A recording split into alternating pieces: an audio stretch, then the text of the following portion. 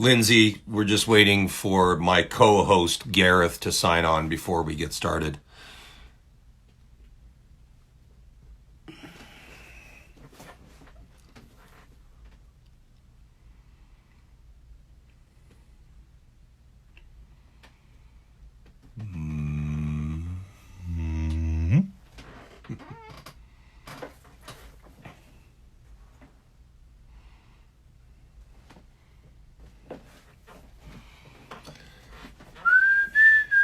It's 8 o'clock, isn't it?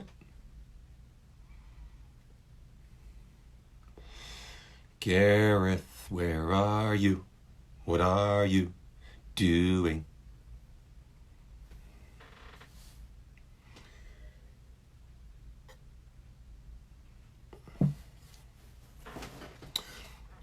Maya, hi, how are you? What are you doing? Which way should I wear my hat?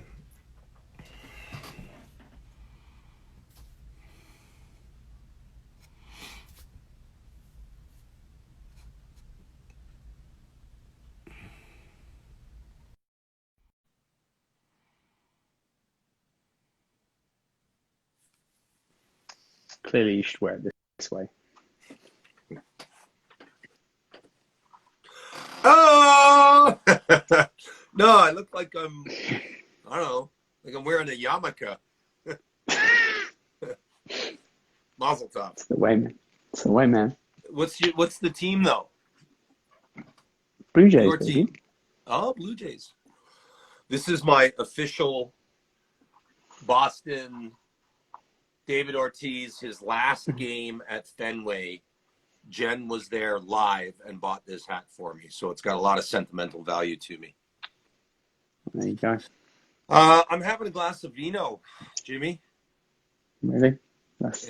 I'm not. I thought that you established that was the rule. Did I? Yeah, I think the word you used was obligatory.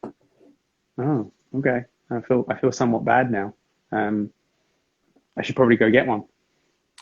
Why don't you do that, and then we'll get started. All right.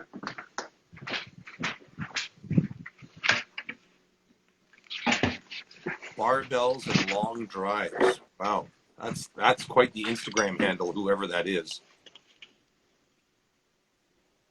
Gareth, do you know who Barbells and Long Drives is?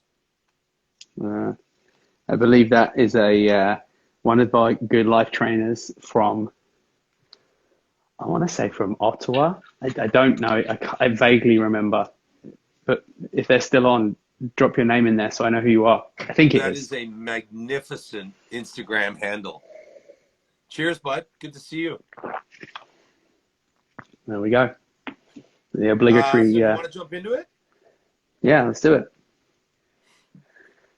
So what we, so you saw that you guys that are on it have seen the post that I put up this week about accepting praise and compliments and how or why we don't do it. So this was an interesting conversation that me and Carl had. Well, I kind of had it and he was listening. But I'm good at that.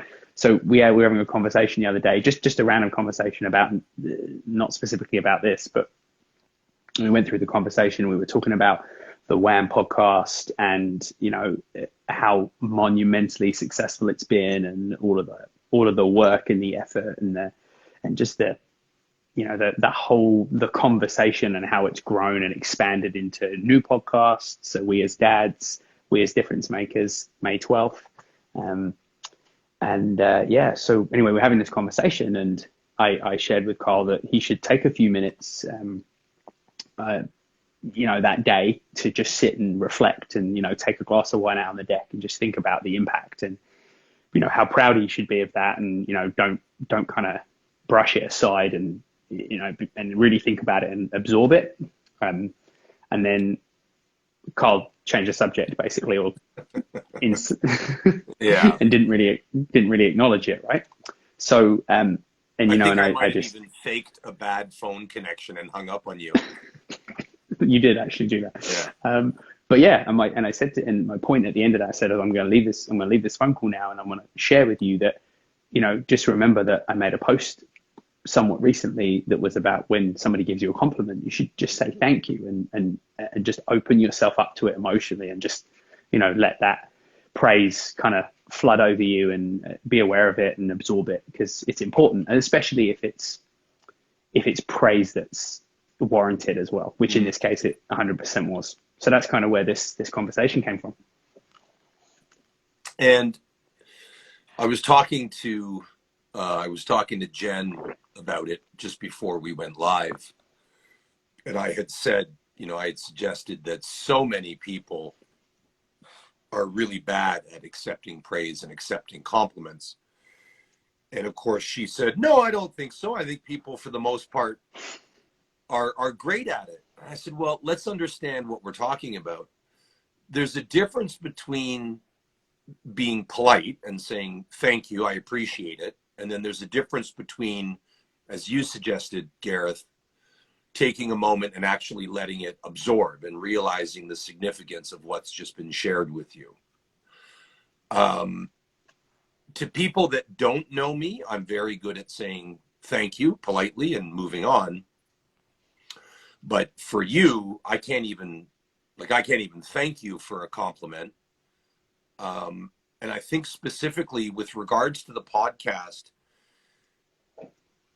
it brings up issues for me where I've always struggled with the belief that I can make a difference in this world. And the podcast, whether we as men, we as dads, or we as difference makers, functionally, it's designed to make a difference in this world and to change people one conversation at a time. And while I've got hundreds and hundreds of hours of sweat equity and passion involved in the podcast, I still don't feel legitimized that we are making a difference. And I know we are, but I struggle accepting that. So when you pay me that compliment, it kind of bounces off of me. And, we had that conversation a few days ago. So I was thinking about what causes me, and I guess also what causes, on a larger question, what causes people in general to deflect praise. And I think it can be one of any number of things. It can be a real illegitimate feeling of self-worth. It can be that you don't feel like you deserve to feel good about yourself. It could be, and I literally just came up with this term last night, which I think I suffer from, which may shock a lot of you that know me, but toxic humility. I think we need to be able to be more confident in accepting the really amazing parts of who we are and what we do. And this toxic humility where we are constantly spoon-fed to be modest and to be graceful. Every once in a while, man, there are times when you just got to say, fuck it. Yeah, thanks. I really am exceptional at this thing. And the irony in having this conversation with you, Gareth, and many of the people that follow you, there's two things. One, based on your giggle, you know where I'm going with this. So let's get there in a second. But more obvious on a macro level is you work in an industry, as do many of your followers and the people that are on tonight. So anybody that's in training or group fitness, you work in an industry where by function you need to give a lot of praise and a lot of compliments in order to motivate and in order to really connect with your clients. But what I have found is people in the fitness industry are often some of the worst at accepting and absorbing and embracing that very same praise and compliments. And there's insert finger pointing. So I'd like to unpack that, and you can talk about you, or you can talk macro. Why do you people suck so much at accepting compliments? Yeah, I said you people. I think you already. I think you did it. Mic drop. Log on next week. Like, All right, it's exactly that. It's about the need to give to make a difference, and and a lot of shout out to colleagues on the live, or anyone watching this that is in the fitness industry. We do give a lot to help support others growth and journeys, and like you said, to give motivation, to connect, and because it's give. You some, and this is me personally, feel like that I shouldn't be taking, because my job is to give. In many ways, whether that's emotionally, physically, if I'm teaching a class, if I'm, in a consultation, whatever, in a leadership role, the same thing. I'm there to give my knowledge, to give support. So sometimes I think it's this inbuilt thing where we put up this barrier for taking anything. Like, we don't want to take others' energy. We don't want to take others' praise. We don't want to, we don't want to make it about us. And there's a lot of insecure people with self-worth issues, that me being one, and and a lot of people in the industry of fitness, this is a huge thing. And I think that's a problem, is that we don't want to make it about us. We're there to make a difference to everybody else. Yeah. So that's, I think, where it comes from. Personal experience for me, it's been a massive game changer in my growth in the past 18 months, to be able to accept that praise and not just do it on a superficial level, but to accept praise and actually be able to just absorb it for a moment and take it on, and be aware of why the praise is coming my way, and the impact, especially if it's something to do with making an impact. And and I think I've shared this with you before, but last year I had issued a challenge. This is back when the podcast had just started, and I was doing 2 a week, and anyways, so I had issued a challenge to some people that I knew, where every day, once a day, at a minimum, every day, once a day, you would give a complete stranger a compliment. And not, if you could help it, not necessarily a compliment that was rooted in anything sort of aesthetic. Like, you couldn't say, "Hey, great shoes." You had to try and find some sort of interpersonal, emotional way to connect with a stranger. So, you could, great parenting, or I saw how you treated your server, or, you helped somebody across the street, whatever. And this ran for a week, and all the feedback that I got from the people that embraced this little experiment was a profound sense of impact that they witnessed on the people that they gave the compliment to. How instantly connected they felt as a result of being praised by a random member of the public. And I mean, there's a lesson in there for all of us, I'm sure.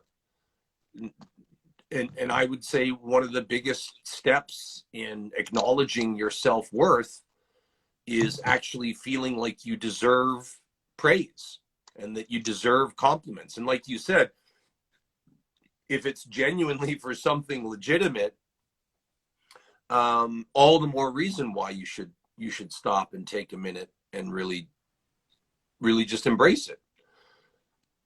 I have a major disconnect, and this is just the wiring, so don't take this the wrong way. But even when you compliment me, you know, you're one of my brothers, somebody I know and love and trust. I still, I question it. I still struggle accepting that it's genuine, that it's actually tangible. I still struggle thinking that even coming from you, that those compliments, they must be hollow, right? So I don't know how to fucking manage that. Maybe you need to compliment me more. I don't know. I'll start making a list. Hey, how do I get rid of all the text on your face? You don't. It's Oh, part of Instagram Live. Should I sit here like this? yeah. I'll have to, do I have text on my face if I'm over here? No, all the text is on my face. So Oh, okay. All right. good to see your beautiful face the whole time. Yes, thank you. Yeah, I think actually, funny enough, that resonates a lot with the world of the fitness industry too. And we talk about this a lot with powerful acknowledgement within coaching. And this is something that's massive especially in the world of group-based fitness, where whether that's small group training, personal training, group fitness, etc. A lot of online stuff as well happening, Zoom workouts, etc. Is the power of acknowledgement. So what you were saying is that sometimes it feels hollow, sometimes it feels you don't feel connected to it, and you struggle to find it being genuine. Well, I talk about this a lot when I'm working with other coaches and other fitness professionals, because there is a stereotypical, there's a lot of way to goes and high fives and you guys are awesome, you're doing great. So it just kind of, I don't know where the link is yet, but it just kind of sprung into my head that I talk a lot about ensuring that when you congratulate people, when you commend them on something, that you make it tangible for them. So it isn't hollow, it isn't what we call like the drive-by coaching, right? Where you just way to go everyone and high five everybody and it never lands. And that sometimes I think that makes it even harder for people in the fitness world, because you hear a lot of that and it's hollow, right? You realize that you hear 800 way to goes and high fives in a workout, you stop listening. So I wonder whether there's some correlation there, maybe. For sure. Well, and you're making me think of the whole purple ribbon syndrome. And, you and I are both parents of young children. And at some point in their lives, they're going to win and they're going to lose. And I'm a firm believer there shouldn't be participation ribbons. There shouldn't be purple 8th place ribbons, because it really detracts from those that put in the blood, sweat, and tears to come in first or second or third. And it's also, in my opinion, it's teaching the wrong lessons. Life isn't going to reward 10th place, and I think perhaps part of my syndrome is the compliments and the praise. I guess I'm always concerned that it's purple ribbon praise. And sure, you and I were discussing the podcast and its growth and its evolution, so that should feel like a win for me. But I have, again, that toxic humility where I'm always questioning, is it an actual win, or is that just a participation ribbon? For sure. I think the sweet spot in that is that take the time to acknowledge it, to acknowledge the acknowledgement, if you like, the praise, and absorb it. But at the same time, we have to be careful that it's easy to be good at something. Yeah. And what I mean by that is once you've developed a skill, you could have said after 6 months, hey, I've got, 10,000 downloads and, this podcast, whatever the numbers were, I just pulled that number out my ass. But, I had this many downloads, it's going really well. It's in 50 countries. So I'm just going to sit and suck all this praise up and I'm going to be amazing at podcasting forever. And it's just going to do itself.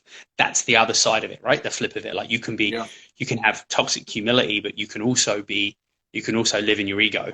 And I think there's a fine line, right? Because if you, and I feel like that's where you're coming from, like you're addicted to that, is that I'm going to keep looking for success and I'm going to keep planning failures and I'm going to keep push, is that you ignore it, right? You ignore that stuff. But what you need to do is sit, absorb it, and then once you've absorbed the praise, is then say, this is great, I'm so glad, but where do I want to be 3 months from now? Rather than just pushing it aside and just staying on that single-minded focus on, I must move to the next thing. Like it's that Huh. destination addiction, right? That's interesting. I've never thought of it that way. I mean, you're absolutely right that I'm always looking for the next success. Or no, I'm always looking for success. And even in moments of success and celebration, I don't stop to enjoy it. It's like you said, it's destination addiction. Yeah. And I get pulled on it all the time. Nikki pulls me on it all the time. She's like, you just need to take some time, like sit in it, just take a day or two. That this is Yeah, awesome, enjoy it, celebrate it, and then it's okay to say, okay, what's the next thing, right? But right. we get addicted to the destination that, and it's like anything. It's like when you start lifting in the first day. This is you ever heard this quote before? Like the first day you ever step in the gym and lift a weight is the day you'll never be big enough. Well, it's kind of the same thing. The day you get stuck on that success, that next goal, you're never going to be successful enough. Yeah. So you have to enjoy it. And funny enough, ironically, made a post about this a while back too, where I made a post about how fitness is about the journey of it, right? It's about the skill development. It's about the enjoyment. It's about the highs of success. It's about the lows of failure. But it's the journey. The meat is in the journey. And funny enough, I think about the conversation we had on the podcast a few months back, where we spoke about how the meat of life is in the grey. Well, when you're addicted to the destination, you're not living in the grey. You're living in the black and the white. I must make this much money. I must make this many downloads. I must be this body fat. Like that's the black and the white. So you're living a lot in the black and white. And just because you pulled me on it, I'm pulling you on it now. Fuck you. It's something really dangerous. It's something really dangerous when you can call one of your best buddies, your brother, and when you get to know each other too well, there's very few areas where we can make excuses anymore. Yep. It's a lot of just calling each other on our own bullshit, but that's the joy of it, to be honest. And you're right. And I loved your analogy about the gym because God, I can never be strong enough. I can never lift heavy enough or do enough reps or, it's always more, more. And you're absolutely right. I never used to believe, and I let me be clear, I'm still not sure that I do, but I never used to believe that the journey was important. I used to think it was all about the destination. And I am as you know, I am very black and white, but I'm trying to break out of the lines a little bit and get a little bit more gray. And you are helping me with that as I am helping you with that, because in some cases it's kind of like the blind leading the fucking blind. Oh, hey, Johnny Farr's on here. Hey, buddy. So it makes me think of a much deeper metaphor that I don't know if you want to explore this now, but if our inability to accept and embrace praise and compliments, and we're just using those words, but really what we're talking about is our inability to believe a marked moment of worth or value, right? If we repel those things when they are verbal, coming from people in our lives, how incompetent do you think we are with, and this is an ongoing thing that you and I chat a lot about, but how incompetent do you think we are interpersonally? When the conversations that we're having with ourselves, the stories that we're telling ourselves, which in order, from an efficacy standpoint, in order for the conversations and or the stories to be positive and profound, you almost have to be praising your self-worth internally constantly. Otherwise, the conversation or the story that you're going to tell yourself and how you show up is going to be as an angry, negative fucking asshole. So if we can't even believe praise when it comes overtly, how do we begin to change the conversations that we have with ourselves internally? And that's Well, kind of rhetorical because I don't know if Yeah. you and I have the answers because we both suffer from that same plague, right? I think it starts with exactly what you said. It starts with the internal conversation. Like no one that ever graciously took a compliment and truly sat in it and absorbed it didn't have a degree of value on their worth to that specific thing the compliment was about, or just themselves as a human being. Because What? Say that again. I, You so lost me. so anyone that can gracefully take a compliment, thank somebody, and actually absorb it and be in it. Yes. Anyone that's ever able to do that has to have a level of self-worth as a human being to be able to do Yes. that. And I know that from experience because I didn't have that worth. And in my history, that's been something I've really struggled with. And I haven't been able to do that until I evolved interpersonally. And now Right. I've evolved interpersonally, and now I have attachment, physical, tangible attachment to my worth as a person, a fitness professional, a Yeah. parent, whatever it is now I can say, if somebody says to me, hey, you're just doing a great job as a parent, I'm like, that's Yeah. awesome. Thank you for noticing, whatever it is, right? If somebody gives me a compliment on, I talk a lot and present a lot in my job, people who give me compliments, and I always struggle with that because it's kind of like, oh, it's kind of awkward, right? Especially in a big group of people. Now I'm like, cool, great. Yeah. And it's always thank you. And, I appreciate, your feedback, and I'm glad Yeah. that you enjoyed it. I'm more thankful that you got something from it because that's what I'm all about, right? I appreciate that, and I know I have worth. I know I have value to give in many areas of life, and I'm thankful that that value resonated with someone. But it's taken me 36 years to figure that out. And you know what's really profound, and I think a lot of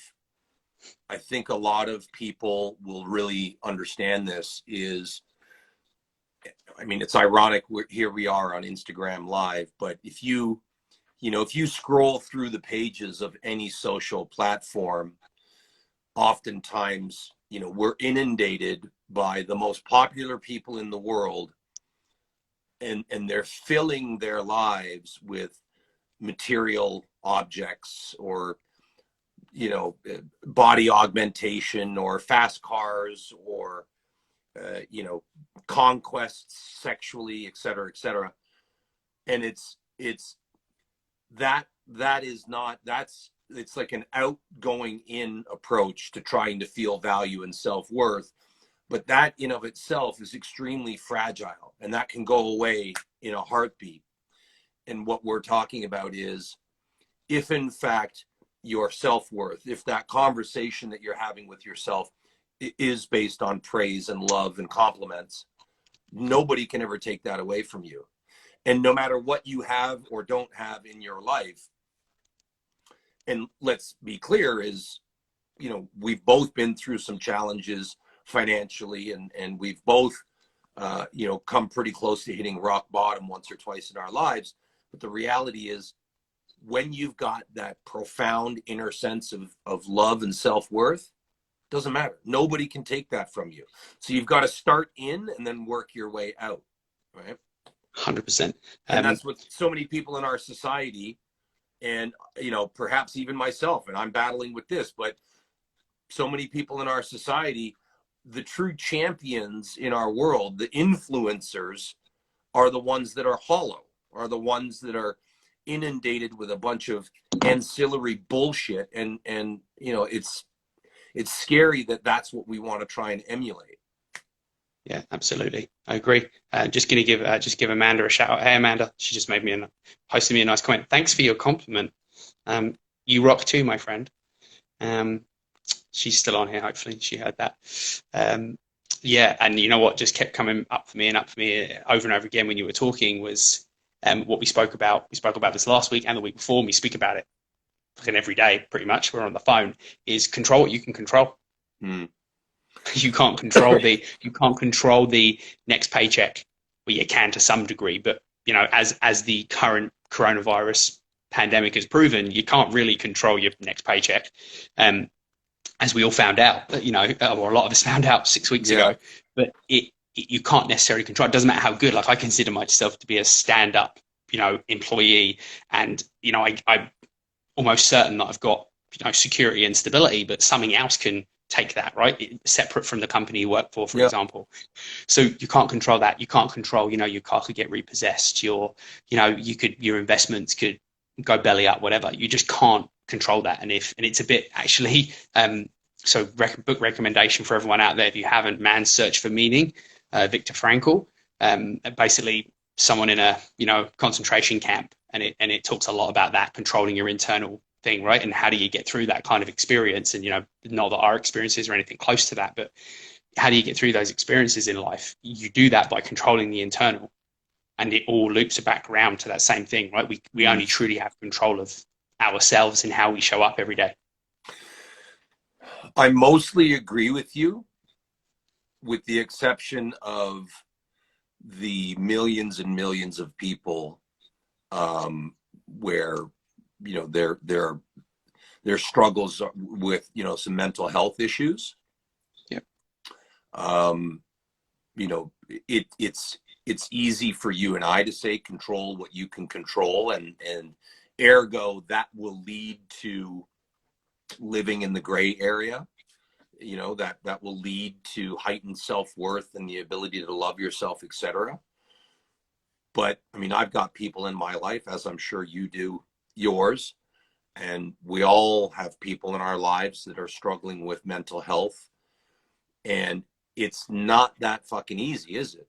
Because oftentimes the emotional control that you're suggesting, it's not easy for somebody that's battling a mental health issue to control what you and I could. So 100%. Yeah. I think it's an important acknowledgement, because one thing you and I never want to be, Gareth, whether it's through these live or whether it's through our podcasts, which let's repeat because a few people have signed on. We as men, obviously all of you are aware of it. We as dads is another one of our podcast platforms, and launching May 12th, We as Difference Makers, hosted by the infamous Gareth Knock. But one of the things you and I never want to be is sort of sanctimonious, right? We never want to sort of be up on a pedestal saying, you should do this and you should do that, because the reality is, if it's hard for us to do it, I can't even imagine how hard it is for somebody that is, battling a genuine mental health issue. Absolutely. Couldn't have said it better myself. I think a couple of things that for me, and to add to that, is I think it's control what you can control. You don't have to control everything. So that's number one, because that in itself is overwhelming, and there's lots of factors that you can't control. But there's going to be things on the peripheral that you can take control of, and that makes me think of, if there's many things from a mental health aspect that we can't control, one thing we probably can take control of, and this will resonate with everyone, and you would have heard this a million times, is surround yourself. Mm-hmm. Because if you can't control many things going on here, if you're surrounding yourself with the right people, like you have people in your life, I have people in my life that struggle with mental health, but the biggest thing that we can be is there, surround yourself, right? Yeah. And if they have some control, and they have support from the people around to say, hey, these are the people that, I'm here for you, I'm supporting you, this is how I show up, they're going to want to spend their time around more people like us. So that's something they can control. So it's not control everything, it's control what you can control. And if you can control your circle, your mental health is going to, and I've learned that over the last, many years of my life, and, my own struggles with, mental health things, and the people you surround yourself with make a difference. When there's people that are toxic, and you can control it, you can step away from that. And, so I think it 100% agree, but I just think there's things on the peripheral there, right? And what we can do is to show up there is be those people for the people in our lives. Thank you. I was just going to say that is just like you did for me, a couple days ago when you complimented me and you held me accountable. And as I do, if I had a buck for every time I busted your chops on something, so as much as surround yourself is important, even that is something that a lot of people may not be able to identify that they need to do. So we, as the people within the circle of other, people's lives, we are charged with creating those conversations and creating that accountability. And for those of you that have just signed on, it may sound somewhat rudimentary that we're talking about, just accept a fucking compliment and say thank you. But as we're uncovering this more and more, I think what we're realizing is that's a wiring issue. That is fundamentally ingrained in who you are and how you feel about yourself. And for me, so I won't make a blanket statement, my inability to accept praise is a part of a much bigger self-worth conversation. Like, it's not like I'm awesome in every other facet emotionally, and it's just that one area that I'm fucked up. It's a much bigger issue, right? It's the being fucked up's the normal, right? If you're not, I don't trust you. Like, there's two people I don't trust: people that drive vans and people that don't have baggage. So if you drive a van, sign off. So I was actually hoping Simon jumped on. Hey, Simon. Simon actually made a comment on my post the other day. I was hoping you'd jump on because I wanted to bring this up because I thought this was another interesting point, which looped back around to the original conversation, which was, why can't we accept praise and compliments? And Simon is one of our awesome trainers out in Brampton, and he made a good point. So he's also was also born and raised in the UK, so he had an interesting view on it, which I agree with. Which is, it's also hard to adapt when it's not your culture. So I find that in Canada, there is a lot of genuine compliments to other people. And it was a big part of corporate culture for us at Good Life. And it was just a big thing in general, just as society. There's a lot of that, right? Like, there's often you'd hear that. Now, I went through 27 years, 8 years living in the UK and literally never had a compliment from a stranger ever. Right. So, and that doesn't happen. And if it does, they're probably trying to sell you something or get something from you. Yeah. So I think it can be very much inbuilt from a cultural standpoint and from an upbringing, mm-hmm. and we just didn't have that. I wasn't experienced to that. I came here in my first initial response, and this is exactly what Simon shared as well. And I just laughed when I read it because we just go on the defensive and we're like, what do you want? Like, right. It's like they're like the last people you want to be around. When you realize that actually people that are brave enough to step up and give you that compliment or compliment you on anything, even if it is something superficial, like nice shoes or your hairstyle, clearly not mine under this hat, but there's a lot of that comes up, and you're always questioning the motive behind it. And it took me probably 5 of the 7 years of living here to realize that there wasn't always a motive behind it. So I think that's a bit of a barrier too. So what can be, for both of us, and as this circulates throughout our socials, what do you think could be a takeaway? Something that is actually doable for you and I on a day-to-day basis. Of course, it resonates with me. Control what you can control. Really force myself to sit and live in a moment of praise and try and connect to that self-worth. But is there like a little piece of homework that maybe you and I can assign each other and/or any of the people that are going to watch this? I think it she posted about this today on the podcast Instagram. The smallest, the most courageous step is sometimes the smallest step. So I go to that, and I think it's something small, and that something small is sometimes it just starts with the acknowledgement, with just thanking that person. Because also as well, like when you brush over someone's compliment, it stops them wanting to do it. So it breaks down that difference making ability that we have. So I think it just starts with acknowledging the praise, the compliment, and just saying thank you. Thank you for noticing. Thank you for your comment. Yeah. Thank you for, whatever it is. And it just, and with that, just taking, 60 seconds, or even if you're able to articulate it on the spot. And sometimes we aren't, and sometimes it's not the appropriate environment, but just take a moment to acknowledge, to say thank you, and maybe just acknowledge why you're thankful for that, right? You know, Yeah. you can thank you. You know, I love your hairstyle. Thank you for noticing. I just had it done. It's the first time I've changed it in 10 years. Like so thanks so much for noticing. Like, you know, I try and do that at work, right? I acknowledge that, you know, thank you for your awesome feedback. I'm glad it resonated with you, and I'm glad it made an impact, because that's why I'm here. I'm here to give you stuff so you can make an impact and be better at what you Mm. do. So because then the person opens up a conversation, and it keeps the conversation going, and then that person's more likely to do it again. So we make an impact. You then become the pebble, right? And it becomes contagious too. 100%.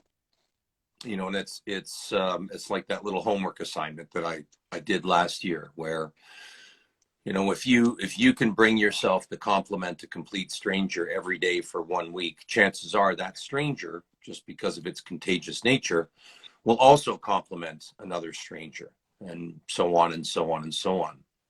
And then the culture, right? Like we said about culture. So that's the culture you're Yeah. building right there.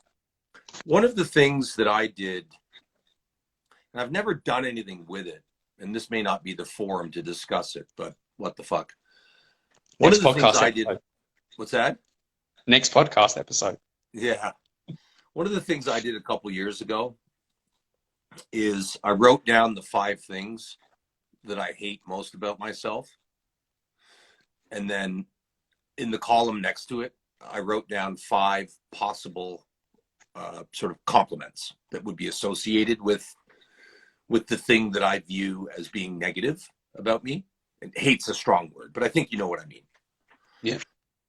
And only once I had written down, and I tried to be fairly pragmatic, but only once I had written down a plausible compliment did I actually start to see how often I am praised positively in my life for the thing that I actually internally covet as negative, right? It's Like that. and sometimes, and this is just my wiring, it's really hard to be objective about yourself.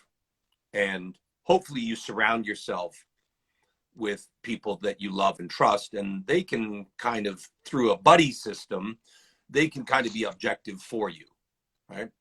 Gareth, here are my thoughts on you. And it's relatively objective, and I may say some things that are bullshit. I may say some things that you've thought of many, many times, and I may say some things that are cathartic and that you've never framed it in that way, and vice versa, you for me. And when I did this little exercise where I wrote down the 5 things that I am most critical of, that's probably a better way to put it, the 5 things that I am most critical of about myself, and then a plausible compliment for those, for that each line item. And only when I realized, you know what, fuck, I hear this way more often than I think I do, because the noise of my own self-deprecation drowns out the positive compliments. And this is the story that you tell yourself. If you believe yourself to be a certain way, regardless of the compliment that you hear, if that's how you believe yourself to be, you're not going to hear the compliment, right? So for me, because, and I think you are quite similar, sometimes I need to see things for them to come to life. I can't think it. I can't even hear it sometimes. Ironic that I run a podcast, but sometimes I need to see things. And only once I had gone through that exercise did I actually realize I became more attuned to then, when I did hear that specific compliment in the future, I was like, wait, that sounds familiar. That connects to this feeling about myself. So you know what? Maybe it's legitimate. Maybe I can start to trust it. So that's I just thought of that the other night, actually, when I was preparing for this live. That's awesome. As we go on, we're jumping on. Hey, Alex. Say, Juliet. So let me summarize then. So here's the 2 things. Here's our 2 things for us, the 2 of us, and everyone who's listening to this live, everyone's listening to it over the next 24 hours, and it will be up on the wham_we as men Instagram page 24 hours. Is 2 things you need to do. So number 1 is say thank you and take 1 minute. That's it. So say thank you, take 1 minute to absorb, to reflect, to acknowledge it interpersonally, not just because saying thank you takes 2 seconds and that's a very external. Then take a minute. So it's say thank you, take a minute, and I'll put this up on an Instagram post tomorrow. The second thing is you are going to take a pad and a piece of paper, physical, so you can see it and it's tangible and it's visual. As a follow-up, you're going to write down the 5 things you're most critical about yourself, and then the 5 possible compliments you could get from those most critical areas of your life as you view them. And then those 5 compliments, you're going to search for those in everyday life and every interaction. Not that you're getting a lot of interactions right now because we're all quarantined in our house, but as our new normal unfolds over the coming weeks, and we're going to start to. But this is a great time to do that when we're having a lot of interpersonal conversations, and a lot of us are on our own or with just a few people. It's a great time to get this down on paper, and then when we get to expose ourselves in the world. That sounded weird. Then we can. I'm exposed right now, by the way. This is just a T-shirt. That's it. And then the 5 possible compliments. I think that's two great things to kind of wrap it up with. I'll put them in a post, and we'll take this. We'll take the story and put it out there in the world. The last thing I'll say is, and just to maybe put it in lay terms so that everybody, because I think it makes sense to you and I, but. It's an interesting phenomena of sort of the human condition is that, and the best example that I can come up with is, let's say you go and buy a specific type of car, whatever, you buy a Honda Civic, and you're driving around in your brand new Honda Civic, and it's really special and it's really profound for you. And all of a sudden, you may never have noticed how many Honda Civics there are on the road.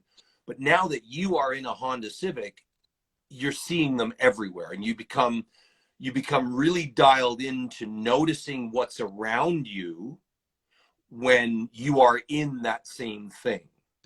So the human condition is that if we can start by acknowledging an associative compliment to a negative criticism on a piece of paper in the quiet of your own living room over a glass of wine or coffee, what you will find is the Honda Civic syndrome is all of a sudden you're going to hear them out in the world or read them in an email or however we're all interacting right now.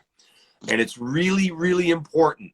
It's really important that you get in the Honda Civic first.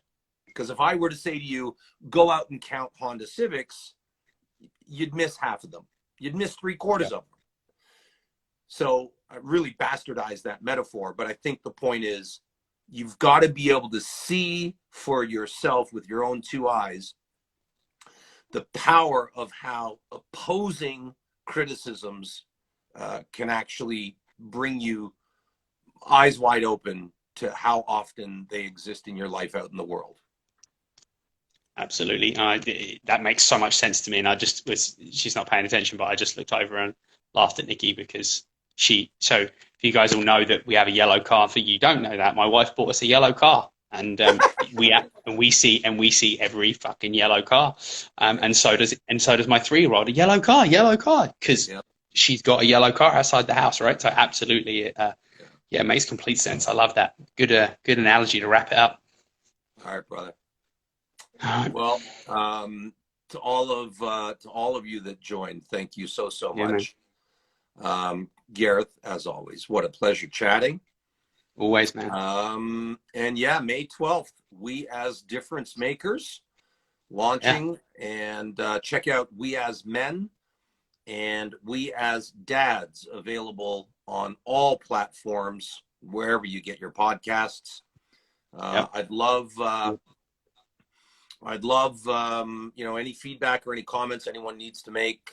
You can either put it on wham_we as men, so the page that this has been launched off of, or if it's of a sensitive nature and you want to just keep it between us, you can DM me or Gareth, and we're pretty quick to respond. So absolutely, that's it, brother. I love you. And say hi to Nikki. Love you, man. All right, buddy. Be well. Love and peace to everyone. Out for now.